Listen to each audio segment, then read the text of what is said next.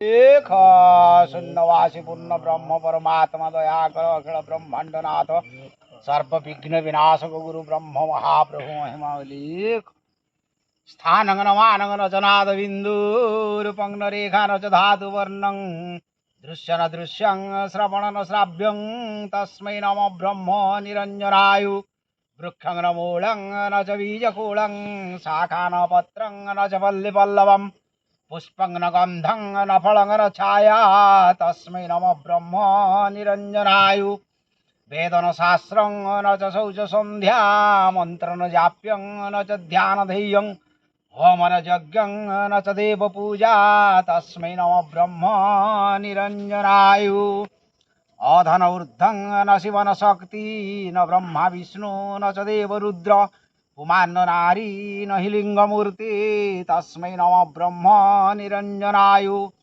अखंड खंडं न च दंड दंडं काळु विजीवो न गुरु न शिष्य ग्रहान्न तारा न च मेघमाला तस्मै नम ब्रह्म निरंजनाय चेतन पीतं न च रौद्ररूपं हेमन रौद्रं न च वर्णवर्णे चंद्रार्कवर्णे हृदय न चास्तं तस्मै नम ब्रह्म निरंजनाय स्वर्ग न पंक्ति नगर न क्षेत्रे जातरतीतं न च वेदभिर्नं नाहन्न तत्त्वं न पृथक् पृथक्त्वात् तस्मै नम ब्रह्म निरंजनाय गंभीरधीरं न निर्वाण शून्यं संसार सारं न च पाप पुण्यं न व्यक्त न चाभ्यक्तमहेदभिर्नं तस्मै नम ब्रह्म निरंजनाय तस्मै नम ब्रह्म निरंजनाय भीम भोई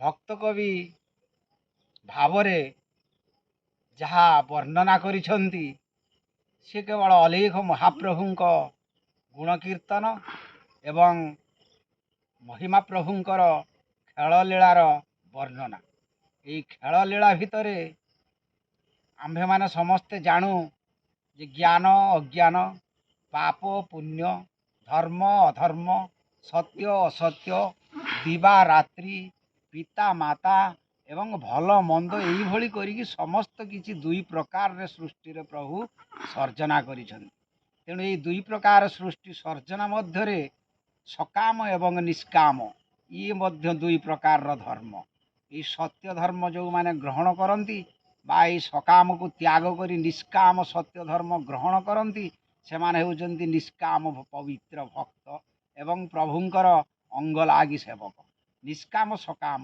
पड़ी अछि वज्र किलणी कबाट सकाम निष्काम दुई मेले कामना कल्पना सेठारु क्षरुची सकाम रे न पड़िबो पड़े शून्य ब्रह्म को हे देखिबो जेमंत ज्ञान डोले ये प्रभु ये महाप्रभु अलेख ब्रह्म निराकार पुरुष एंकु कौनसी ज्ञानेन्द्रिय बा कर्मेन्द्रिय द्वारा दर्शन मिले नाही केवल आत्मध्यान आत्मचिंतन आत्मर पवित्रता पाई तांको गुणगान करिबा एवं तांको ठारे भक्तिपूत भाव शरणापन्न हेले से दृश्यमान हुअन्ति भीम भोई कहिले प्राणी आरत दुख अप्रमित भली से स्तुति चिंतामणि मध्य से लेखि जाइछन्ति देवादेवी गण मूर्तिका पाषाण काहाकु न भजी चित्ते मुकति काष्ठारे एकांत निष्ठारे एकाध्यायी अछि तोते तुझे एबे अलेख करिबु निरेख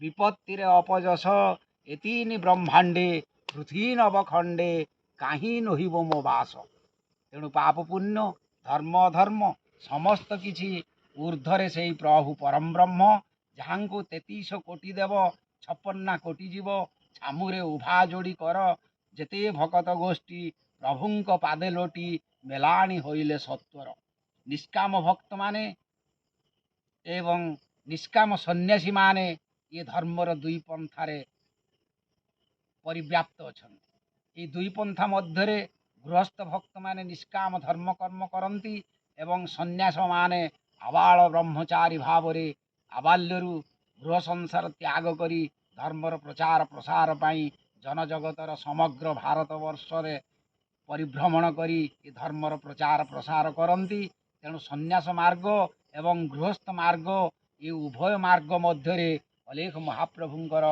ମହିମା କୀର୍ତ୍ତନ କରାଯାଏ ଏବଂ ଏ ଧର୍ମ ଗ୍ରହଣ କରାଯାଏ।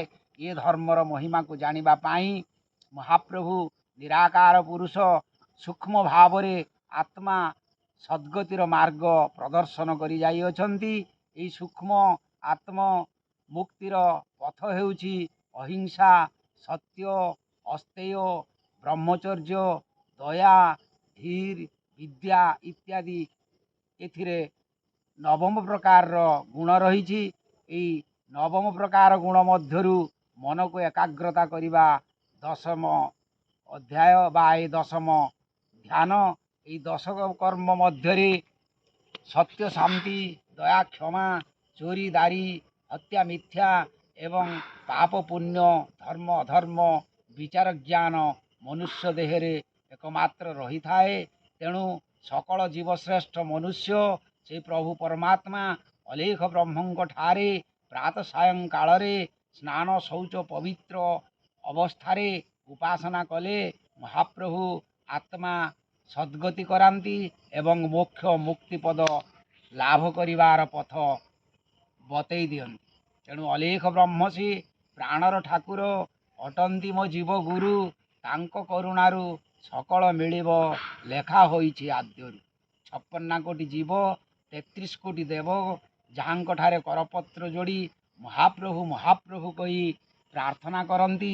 ଶିବ ଧ୍ୟାନରେ ବସନ୍ତି, ବ୍ରହ୍ମା ବେଦ ପଢ଼ନ୍ତି ଏବଂ ବିଷ୍ଣୁ ସୃଷ୍ଟି ପାଳନ କରନ୍ତି। ଏହି ସମସ୍ତ ଶକ୍ତି ହିଁ ସେହି ପ୍ରଭୁ ଅଲେଖ ପୁରୁଷ ନିରାକାର ବ୍ରହ୍ମ ହିଁ ପ୍ରଦାନ କରିଅଛନ୍ତି। ଏହି କାର୍ତ୍ତିକ ପୂର୍ଣ୍ଣ ମାସରେ ଯେଉଁମାନେ ଧର୍ମ ଗ୍ରହଣ କରନ୍ତି ବା ଧର୍ମ ପାଳନ କରନ୍ତି ସେମାନଙ୍କର 1 ମାସ ପାଇଁ ଏ ଧର୍ମ ପାଳନ କରାଯାଏ। କିନ୍ତୁ ଅଲେଖ ପ୍ରଭୁଙ୍କର ସେବକ ହେଲେ ବା ତାଙ୍କର ଭକ୍ତି ହେଲେ ବା ତାଙ୍କୁ ଭକ୍ତି କଲେ ଆଜୀବନ ଆଜନ୍ମ ମରଣରୁ ସମସ୍ତ କିଛି ପ୍ରକାରର ସେହି ପ୍ରଭୁପାଦରେ ନିଜକୁ ସମର୍ପଣ କରି ଆବାଲ୍ୟରୁ ବ୍ରହ୍ମଭଜନ ନାମରେ ଆତ୍ମାକୁ ନିୟୋଜିତ କଲେ ଏ ଆତ୍ମାର ପବିତ୍ରତା ଲାଭ ହୋଇ ମୋକ୍ଷପଦ ମିଳିଥାଏ। ତେଣୁ ପ୍ରାଣୀଙ୍କ ଆରତ ଦୁଃଖ ଅପ୍ରମିତ ଖଣ୍ଡନ ହେବା ସହିତ ଆତ୍ମାର ସଦ୍ଗତି ମଧ୍ୟ ହୁଏ, ମୋକ୍ଷ ଲାଭ ହୁଏ ଏବଂ ଅଜର ଅମର ସେହି ପରମାତ୍ମା ନିରାକାର ବ୍ରହ୍ମରେ ଆତ୍ମା ଲୀନ ହୋଇଯାଏ। ତେଣୁ ଜୀବାତ୍ମା ପରମାତ୍ମା ଇଏ ହେଉଛି ପରମାତ୍ମାଙ୍କ ଭଜନ।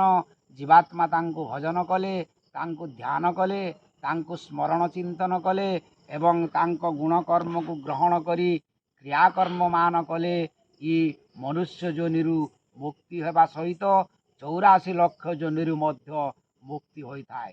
ତେଣୁ ସନ୍ନ୍ୟାସମାନେ ସର୍ବତ୍ୟାଗ କରି ମହାପ୍ରଭୁଙ୍କର ନାମ କୀର୍ତ୍ତନ କରି ଗୃହସ୍ଥ ଭକ୍ତମାନଙ୍କ ଠାରେ ସଦ୍ ଉପଦେଶ ସତ୍ମାର୍ଗ ପ୍ରଚାର ପ୍ରସାର କରି ଭକ୍ତମାନଙ୍କୁ ଉପଦେଶ ପ୍ରଦାନ କରି ଗ୍ରାମ ଗ୍ରାମରେ ମଠ, ଆଶ୍ରମ, ମନ୍ଦିର ଇତ୍ୟାଦି ନିର୍ମାଣ କରି ଧର୍ମ ପ୍ରଚାର କରୁଅଛନ୍ତି।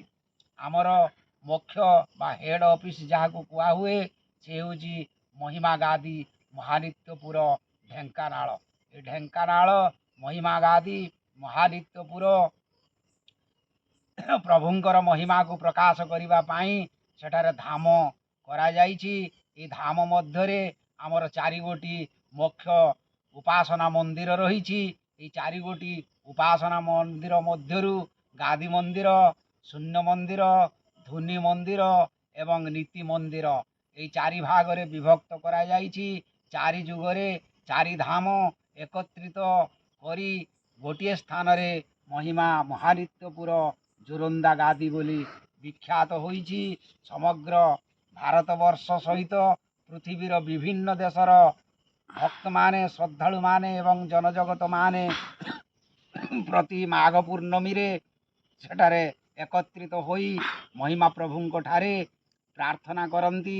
ସମବେତ ପ୍ରାର୍ଥନାରେ ମହିମା ମହାପ୍ରଭୁ ପ୍ରସନ୍ନ ହୋଇ ସମସ୍ତଙ୍କର ମନସ୍କାମନା ପୂର୍ଣ୍ଣ କରିବା ସହିତ ଆଶୀର୍ବାଦ କଲ୍ୟାଣ ପ୍ରଦାନ କରନ୍ତି ଏବଂ ଇ ସତ୍ମାର୍ଗ ସତ୍ପଥରେ ରହୁଥିବା ଲୋକମାନଙ୍କୁ ତାଙ୍କର ଅନାବିଳ ଦୟା ଏବଂ ତାଙ୍କର ଆଶୀର୍ବାଦ କଲ୍ୟାଣ ପ୍ରଦାନ କରି ସର୍ବ ଦୁଃଖରୁ ମୁକ୍ତି କରନ୍ତି ଏବଂ ଏ ଯୋନି ଜନ୍ମ ପିଣ୍ଡ ପ୍ରକୃତି ପ୍ରଚଣ୍ଡ ରୋମ ଚର୍ମେ ଲାଗି ମାୟା ଅନୁଭବ ଭେଦ ମାର୍ଗେ କହିଦେଲେ ଗୁରୁଦେବ ହେଲେ ଦୟା।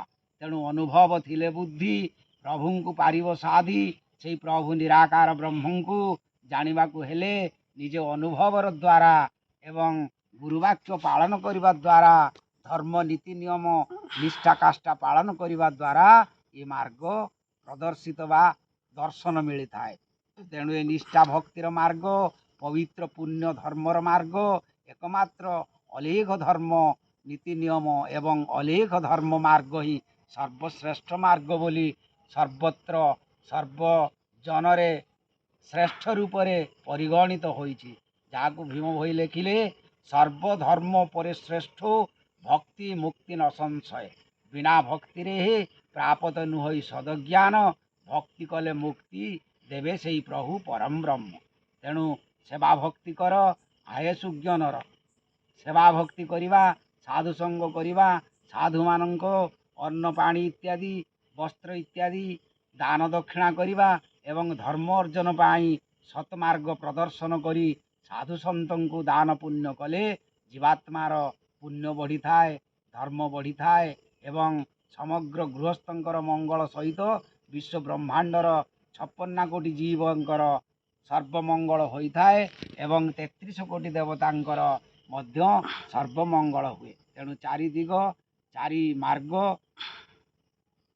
ଚାରି ପ୍ରକାରର ଯେ ପନ୍ଥା ରହିଛି ଏଇ ଚାରି ପନ୍ଥାରେ ଗାଦି ମନ୍ଦିର ଶୂନ୍ୟ ମନ୍ଦିର ଧୂନି ମନ୍ଦିର ଏବଂ ନୀତି ମନ୍ଦିର ଭାବରେ ଏକତ୍ରିତ କରି ଏହି ଚାରି ଧର୍ମର ଅର୍ଜନ ପାଇଁ ମନୁଷ୍ୟ ଜୀବନର ସାର୍ଥକତା ପାଇଁ ମହାପ୍ରଭୁ ଏକ ମୋକ୍ଷ ଧାମ ଏଠାରେ ସ୍ଥାପନ କରିଅଛନ୍ତି।